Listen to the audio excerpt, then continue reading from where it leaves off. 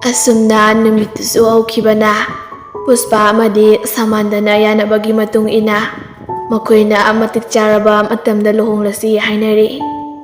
Ayuki matamni Puspana Samanda kike watlige kaisu watrida. Oh, nangna doctor oiba adune aikoina wana ngairise.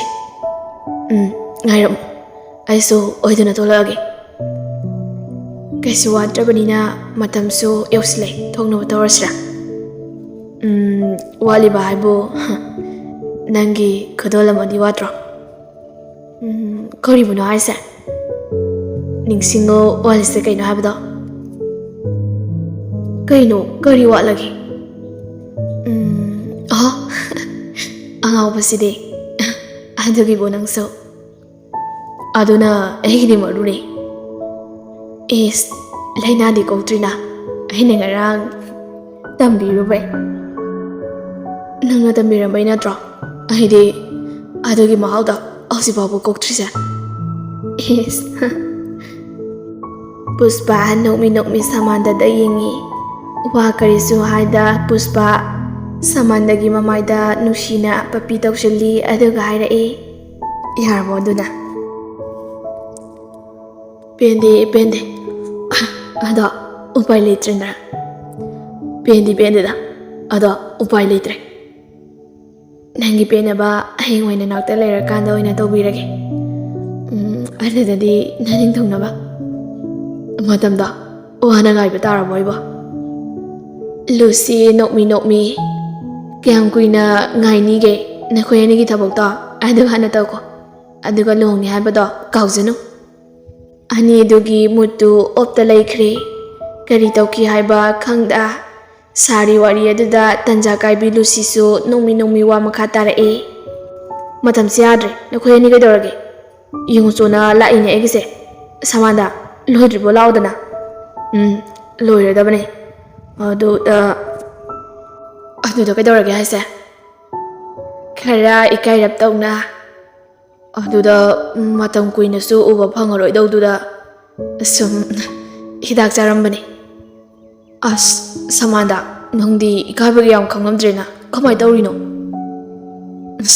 matang haiduni awai si haiduna mamaya do Puspa da onsilakpani Puspa na mangonda sadau kai yengduna lairamba aduda Samanda noksinne aduga hairae chanaba tawrasira. Lucy nokmi Samanda nang kidi kiboire Puspa se adubudi ainane khodombisina ne adubudi aina habado khodombi da nate khunnawi da ne aina ongdoise ihare lawe konok naro nakoi Isoma thinbiro lau aibo yare chalasi nang yam taning de ko asengwe Lucina yare ima hoina ga kumakte hairamani lao asi haina kumthaki Lucy ado uha karisu hairamda ani adusu kumtharai asumna makoi mayam lai asumna lakpana airport yorami Samandana mayam adade ehemu chalukige mayam ni nungaina leibiramu ko aibo alako ngaibiramu Mahelna yani ngaijarongge nanai khoina nangbu halakpa uhana ngaijarongge ima babo chalukige Lucy changage ko nangsu yamunga thungna jaro ko yare Puspa changage ko chango asi haidana Samanda manungda changkre asumna numit kharani di hokre Rocky su college bun bagi matam adu loiraduna potharami yambo nang thaba amadi tawnaba tawse tawnida kaisu khallunu da dugide kaisu chingnaruno hoiba adu sum haibane ba farese saka jarabo nangba yamundi jaraba Sadrida saningdri aisu chaningdri kegi nangdi chaningdri ba yamundi kegi chaningdri ba ihe aina chadadi nang saba yadabro ꯌꯥꯝꯕꯨꯡꯅ ꯆꯥꯗ꯭ꯔꯒ ꯑꯩꯅ ꯀꯃꯥꯏꯅ ꯆꯥꯗꯣꯏꯅꯣ? ꯑꯗꯨꯅ ꯆꯥꯗ꯭ꯔꯤ.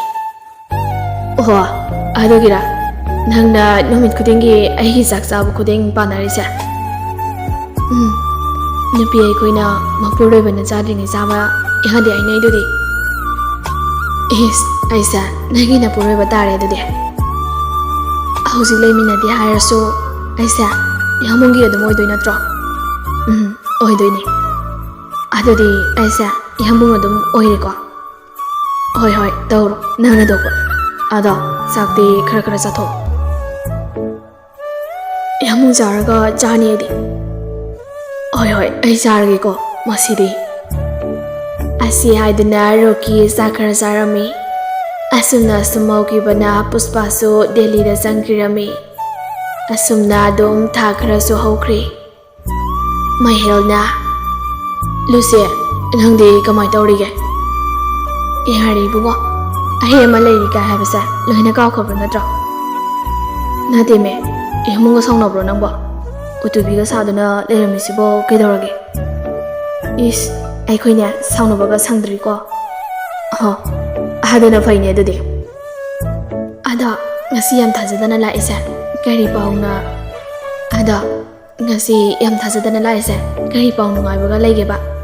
ꯄꯥꯎ ꯅꯨꯡꯉꯥꯏꯕ ꯑꯃꯗꯤ ꯂꯩꯔꯝꯗꯣꯏ ꯃꯥꯜꯂꯤꯗ. ꯏꯁ, ꯌꯥꯝ ꯈꯪꯉꯤꯀꯣ. ꯑꯗꯨꯕꯨ ꯍꯥꯏꯕ ꯀꯩ ꯄꯥꯎꯅꯣꯕ? ꯑꯣ, ꯑꯩ ꯊꯕꯛ ꯇꯧꯗꯣꯔꯤ. ꯍꯥ, ꯀꯩꯅꯣ ꯍꯥꯏꯁꯤꯕꯣ? ꯑꯁꯦꯡꯕ꯭ꯔꯣ? ꯄ꯭ꯔꯥꯏꯚꯦꯠ ꯀꯝꯄꯅꯤ ꯑꯃꯗ ꯑꯩ ꯊꯕꯛ ꯇꯧꯔꯅꯤ. ꯁꯤ ꯍꯥꯏꯒꯦꯅ ꯂꯥꯛꯄꯅꯤ. ꯀꯪꯒ꯭ꯔꯦꯆꯨꯂꯦꯁꯟ. ꯑꯗ ꯑꯗꯨꯛ ꯅꯨꯡꯉꯥꯏꯕ ꯄꯥꯎꯗꯨꯕꯨ ꯀꯥꯏꯗ ꯂꯩꯔꯨꯒꯦ? ꯁꯤꯗꯒꯤꯗꯤ ꯅꯪꯁꯨ ꯑꯣꯐꯤꯁꯀꯗꯣ ꯀꯥꯔꯅꯤꯅꯦ. ꯀꯥꯔꯅꯤꯌꯦ. ꯑꯩꯈꯣꯏ ꯑꯃꯨꯛ ꯀꯥꯎꯈꯤꯅꯤꯀꯣ. ꯑꯁ, ꯀꯥꯎꯔꯣ ꯍꯥꯏꯔꯣ ꯅꯪꯁꯨ?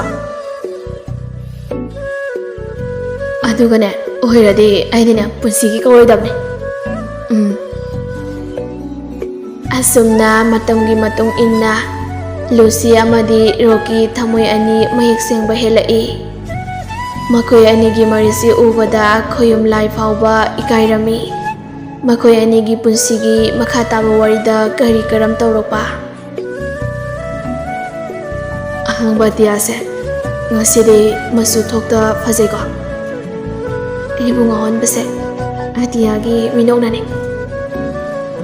ꯑꯩꯅ ꯄꯥꯝꯖꯕꯁꯨ ꯑꯇꯤꯌꯥꯒꯤ ꯐꯖꯕꯁꯤꯅꯦ. ꯌꯥꯝꯕꯨꯡꯒꯤ ꯃꯤꯅꯣꯛꯅ ꯑꯩꯁꯦ ꯉꯥꯎꯍꯜꯂꯦ.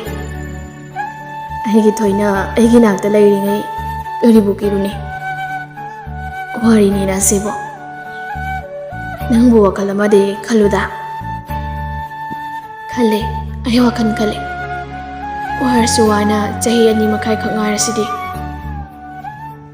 ꯃꯥꯅꯤꯅꯦ, ꯏꯃꯥ ꯍꯣꯏꯅ ꯍꯥꯏꯕ ꯃꯇꯝꯗꯤ ꯆꯍꯤ 1 ꯃꯈꯥꯏꯈꯛ ꯉꯥꯏꯔꯦ. ꯑꯗꯨꯒ ꯅꯪꯅ ꯍꯥꯏꯔꯤꯁꯤꯅ ꯀꯩꯅꯣ ꯈꯪꯗ꯭ꯔꯦꯗ. ꯃꯒꯨꯟ ꯂꯩꯅ ꯅꯣꯛꯑꯣ, ꯃꯒꯨꯟ ꯂꯩꯅ ꯊꯕꯛ ꯇꯧ. ꯑꯗꯨꯅ ꯃꯒꯨꯟ ꯂꯩꯕꯅꯤ. ꯇꯧꯔꯤꯕ ꯊꯕꯛ ꯈꯨꯗꯤꯡꯃꯛ ꯃꯒꯨꯟ ꯂꯩꯅꯅꯤ. ꯌꯥꯝꯕꯣ, ꯐꯥꯒꯤ ꯅꯠꯇꯦ. ꯀꯣꯂꯦꯖꯁꯤꯗꯤ ꯑꯝꯇ ꯂꯣꯏꯁꯤꯟꯈꯤꯒꯦ ꯑꯩ. ꯑꯁ, ꯈꯪꯗ꯭ꯔꯦꯗ ꯑꯩ. ꯈꯪꯉꯨ. ꯑꯁ, ꯏꯃꯥ ꯍꯣꯏꯅ ꯃꯔꯣꯜ ꯑꯃ, ꯅꯪꯅ ꯃꯔꯣꯜ ꯑꯃ. ꯑꯩꯅꯦ ꯀꯣꯛꯀꯁꯦ ꯂꯣꯏꯅ ꯉꯥꯎꯔꯕꯅꯦ. ꯑꯩ ꯀꯔꯤ ꯄꯤꯖꯒꯦ ꯍꯥꯏꯅꯣ ꯍꯧꯖꯤꯛ ꯌꯨꯝ ꯄꯥꯜꯂꯒ? ꯅꯪꯅ ꯆꯥꯅꯤꯡꯕ ꯂꯣꯏꯅ ꯄꯤꯖꯗꯣꯏꯅꯤ ꯑꯩꯅ. ꯃꯥꯅꯤꯅꯦ, ꯄꯤꯖꯔꯅꯤ. ꯄꯤꯖꯅꯤꯌꯦ. ꯑꯗꯨꯗꯤ ꯊꯦꯡꯉꯦ, ꯂꯥꯛꯑꯣ ꯆꯠꯂꯁꯤ. ꯍꯣꯏ. ꯑꯁꯨꯝꯅ ꯑꯁꯨꯝ ꯍꯧꯈꯤꯕꯅ ꯃꯇꯝ ꯈꯔꯗꯤ ꯑꯗꯨꯃꯛ ꯍꯧꯈꯤ. ꯂꯨꯁꯤꯒꯤ ꯕꯔꯊꯗꯦ ꯌꯧꯔꯛꯏ. ꯑꯍꯤꯡꯒꯤ ꯃꯇꯝꯅꯤ. ꯇꯨꯝꯃꯨꯕꯒꯤ ꯈꯣꯟꯖꯦꯜ ꯑꯗꯨ ꯏꯁꯤꯁꯤꯅ. ꯑꯁ, ꯌꯥꯝꯕꯣ, ꯀꯩꯅꯣ ꯑꯍꯤꯡꯁꯤꯗ ꯑꯃꯨꯛꯁꯨ ꯁꯥꯟꯅꯔꯤꯁꯤꯅ? ꯀꯩꯅꯣ, ꯇꯨꯝꯃꯤꯔꯥ? ꯇꯨꯝꯗꯗꯤ ꯀꯩꯗꯧ ꯍꯥꯏꯕꯅꯣ? ꯍꯦꯄꯤ ꯕꯔꯊꯗꯦ ꯌꯥꯝꯕꯨꯡꯒꯤ ꯊꯣꯏꯕꯤ. ꯇꯨꯝꯂꯝꯕ ꯂꯨꯁꯤ ꯑꯗꯣ ꯃꯃꯤꯠ ꯃꯅꯥ ꯆꯞ ꯌꯨꯡꯉꯤ. ꯏꯉꯛ-ꯉꯛꯅ ꯍꯥꯏꯔꯛꯏ. ꯀꯩꯅꯣ, ꯉꯁꯤꯁꯦ ꯑꯩꯒꯤ ꯕꯔꯊꯗꯦꯔꯣ ꯍꯥꯏꯁꯦ? ꯉꯁꯤꯁꯦ ꯑꯦꯄ꯭ꯔꯤꯜꯒꯤ 24, 2022 ꯃꯟꯗꯦꯅꯦ. ꯌꯥꯝꯕꯨꯡꯅ ꯑꯩꯒꯤ ꯋꯤꯁ ꯑꯍꯥꯟꯕꯅꯦ. ꯑꯩ ꯌꯥꯝ ꯍꯔꯥꯎꯏ. ꯌꯥꯝꯕꯣ, ꯑꯩ ꯌꯥꯝ ꯍꯔꯥꯎꯏ ꯉꯁꯤꯗꯤ. ꯐꯔꯦ, ꯄꯣꯊꯥꯔꯣ. ꯊꯦꯡꯉꯤ. ꯃꯇꯝꯁꯦ ꯊꯦꯡꯉꯦꯕ. ꯇꯨꯝꯃꯁꯤꯀꯣ. Good night. Good night ꯑꯃꯨꯛ. Asi hainana nongan mangairami Lucy amadi Rocky. Tanja aduda Mahelgi call tausilai. Call adu accept tawbaga manada thangzinbata ngairi. Miyoy ahungi khonjelda. Happy birthday dear friend Lucy. Thank you. Ngasigi wise kanana hali Lucy pirokpa. Yamung hali. Puspana mahagi yamung dai aikhoina hangena khalibani. Adu be ngamde